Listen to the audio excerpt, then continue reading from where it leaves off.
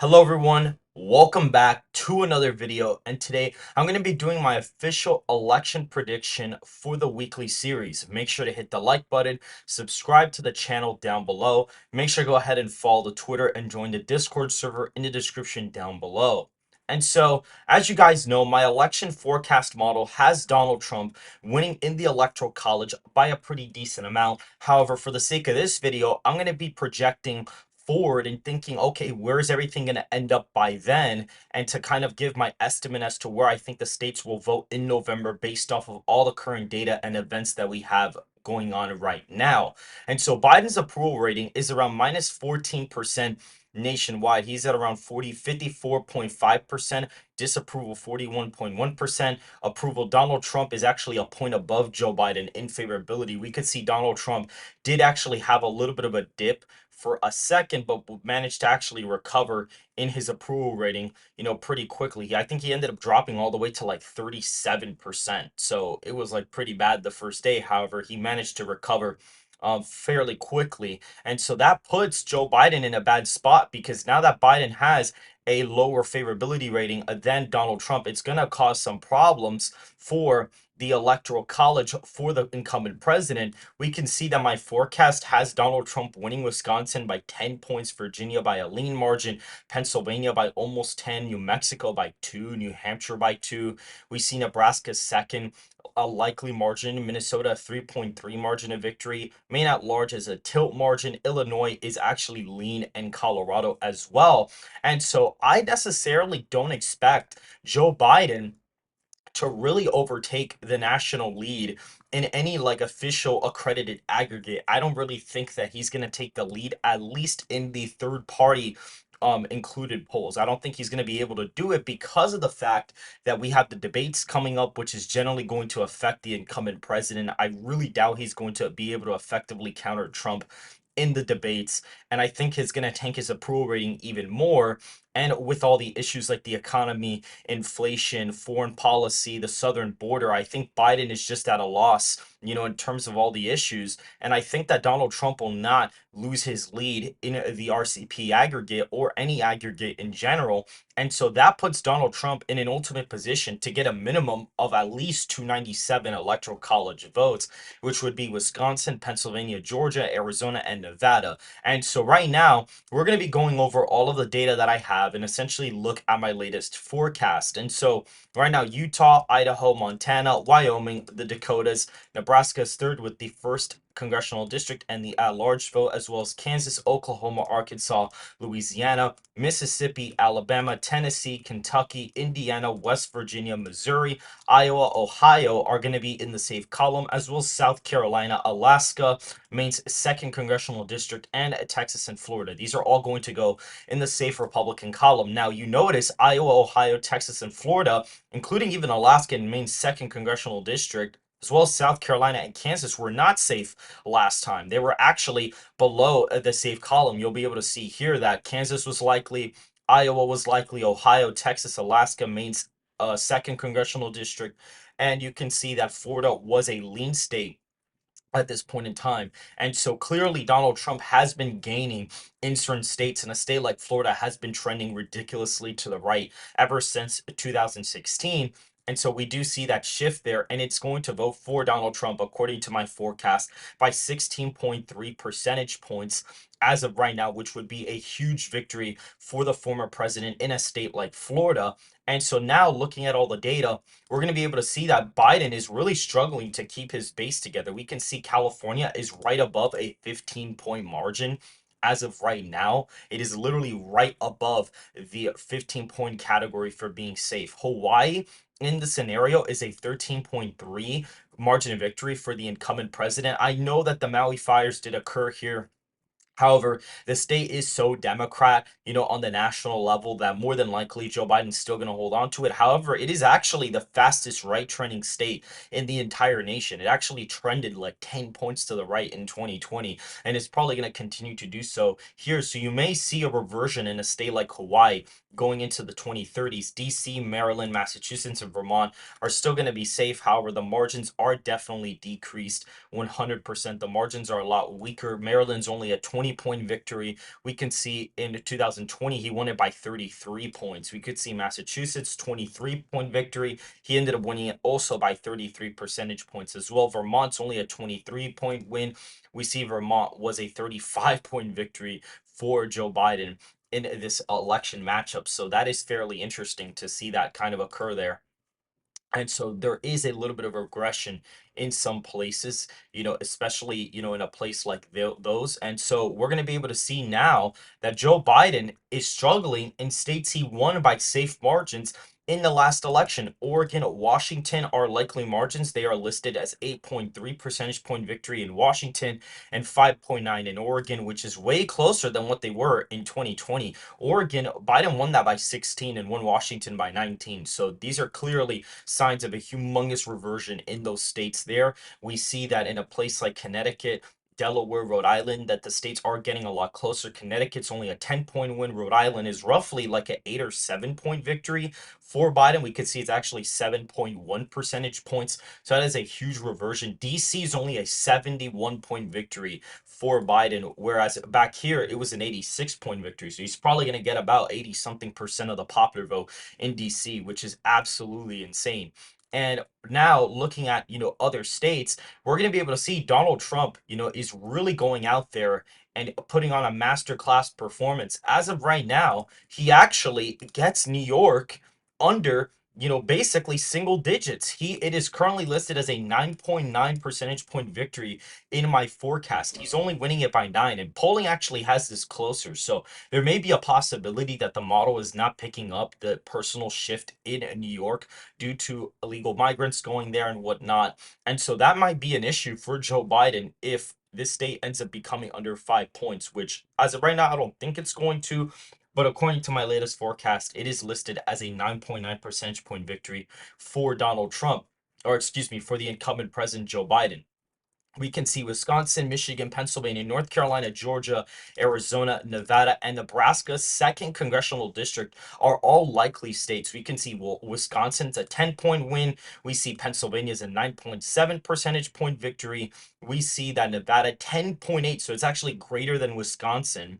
And we see Michigan at 8.3, Georgia at 10.4, and Arizona at 8.7. So the first state to flip out of all of these would theoretically, and even Nebraska's second, is actually the closest one out of all of these. But the next big state to flip into the Democrat column would be Michigan. This would be the first one to go to Joe Biden, according to the latest data that we have, looking at the margins in all these states. However, right now, Donald Trump's forecasted to win all of these fairly easily. And just to kind of give you an example, Wisconsin, the polling average error was around 8 percentage points, and Donald Trump leads there by around a point in the RCP aggregate. So if you were to apply that error from 2020, from the previous election where Biden was leading by 8.7 and he only won by 0.6, if you apply that same error here, he's actually winning the state by about 9 percentage points, believe it or not. And Wisconsin polling tends to be pretty abysmal, and I'm expecting a worse polling error this cycle just because you already have Trump's base that's already hard enough to reach out to. The media, the trust in the media has gone down even from 2020. And now you have young African American and Hispanic voters that are moving to Trump that are not necessarily going to be answering pollsters. A lot of people who tend to be, college oriented, and a lot of more educated people tend to answer pollsters. And you already see Donald Trump gaining massively with those voters.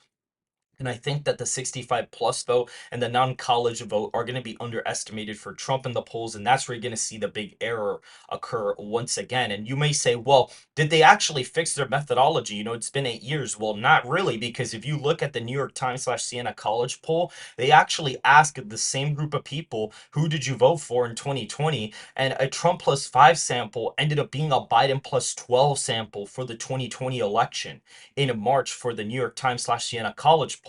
In April, you saw that Donald Trump was ahead by 2, and the sample said they voted for Biden by 8 points. And Biden only won the popular vote by like 4.5. So clearly, there's a bit of a problem in the methodology. You should be seeing Biden +5, Biden +4 if they really did fix their methodology, but they clearly have not fixed it because you see samples that are similar to what Biden was leading by in the 2020 presidential election. And so I really doubt that they fixed their methodology by then.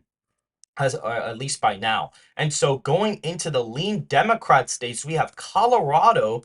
Illinois is now in the lean Democrat column, and in New Jersey. We see that in Illinois, believe it or not, Biden actually only wins it by 4.6 percentage points. It just fell through the likely column.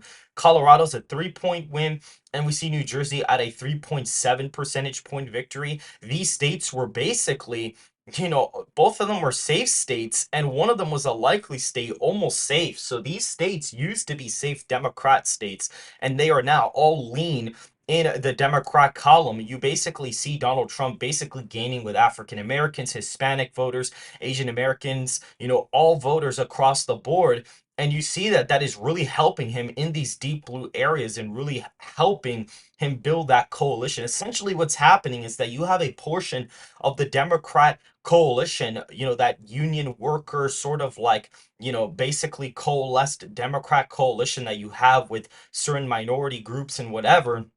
And that group is shifting towards Donald Trump because they see him as more of a fit than the incumbent President Biden, which no one really likes. And so that's why you're seeing these humongous swings in favor of Donald Trump. New Mexico would be a 2-point win. Minnesota is actually classified as a 3-point victory here, which is absolutely insane. It is a 3-point win.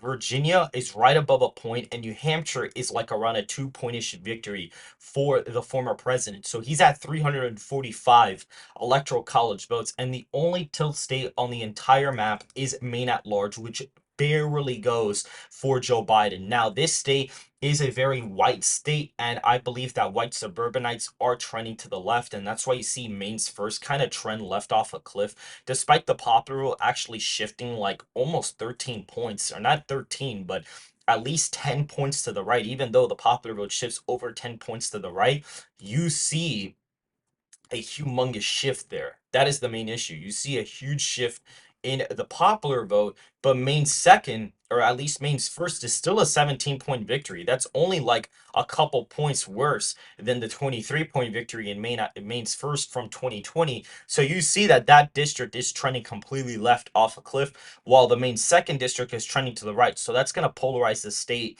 quite a bit. However, I do expect Biden to barely hold on to it as of right now. And so, based out of all the polling that we have, Donald Trump's indictment has really backfired on the Democrats, and you see him gaining in all of these videos from the past week. He's been slowly but surely gaining in the Electoral College. He may possibly be able to flip Maine at large as of right now.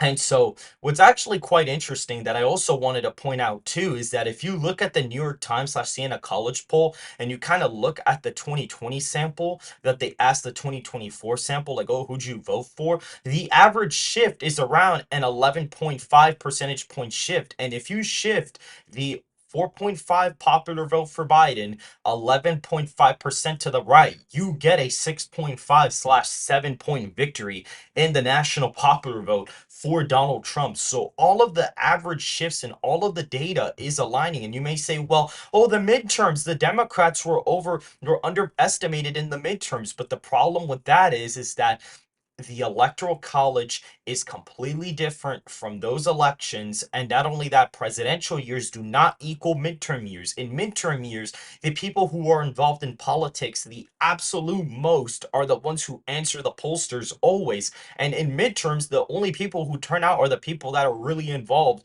or have a semi-interest in politics. And those are the people that would more than likely answer pollsters. And so that's why in midterms you see the pollsters be way more accurate. And the reason why you saw Democrats do better than expected is because there's a huge college educated sample that tends to turn out in those elections, and that group has been shifting towards Republicans the past 10 plus years or so, excuse me, to Democrats 10 plus years or so. So in a year where you saw Obama have a 41% approval rating and he got decimated in the midterms, if Biden had a 46% approval rating, which should have been an indicator that it was not going to be a red wave environment, by the way. We should have known that him having a 46% approval rating on election day would have not produced a red wave. And not only that, since he had a higher approval rating, college educated voters had already been shifting to Democrats.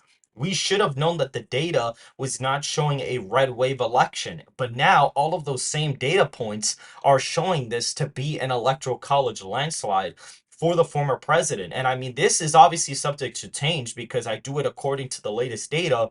But as of right now, this is what the current data plugged into my election model actually shows. And by the way, just to give you an idea of what Biden would have to do to narrowly eke out the electoral college, he would basically have to be above 10 points in the aggregate on Donald Trump, and he would have to be 10 points higher in favorability than Donald Trump with his current approval rating. So essentially what that means is that Donald Trump's approval rating would have to fall to the low 30s for him to like narrowly lose the presidential election, according to my forecast. And if you actually put in the same exact data with 2020, so you get like, plus 7.2 for the popular vote, you swing it, away from 2016, and then you put the difference in approvals and you put the approval rating for Biden actually narrowly ekes out the 2024 election. Now Nevada and Georgia don't go to him because they're trending to the right just a tiny bit because of demographics, but that's what you're seeing in the electoral college as of right now. And so this is a huge thing, for Republicans, because if they manage to go out there and put on a show like this, they would win the House very easily. They would win the Senate. But, forget about Mark Robinson losing. He would win easily. He'd probably win by 3 or 4, even 5 points as of right now if this holds up. You could even have a Senator Dave McCormick if Pennsylvania were to vote by the margin that I'm forecasting as of right now. Carrie Lake would easily win her Senate race in Nevada. Easy win. Even Hung Cao would have a potential to even win there. And you could even see that governor's race in Washington actually get very competitive if the state is only around a 9 or 8 point victory for Joe Biden. So there are many warning signs. You could even see Angus King have a very close election year and possibly only win by over 5 points, which would be a very narrow election. And you could even see the New Jersey Senate seat possibly flip. We have Bob Menendez there, running as an independent against the two major party candidates, and he is the incumbent, so he's going to draw a decent amount of votes away. And so New Jersey is only a 3 point victory on the national level. You may in fact be able to see that right now that seat may have the potential of flipping if it's only a 3 point victory for Joe Biden. And so that's just to show you guys what my election forecast is at right now. Make sure to hit the like button, subscribe to the channel. Make sure to go ahead and follow the Twitter and join the Discord server in the description down below. And I will see you guys very, very soon.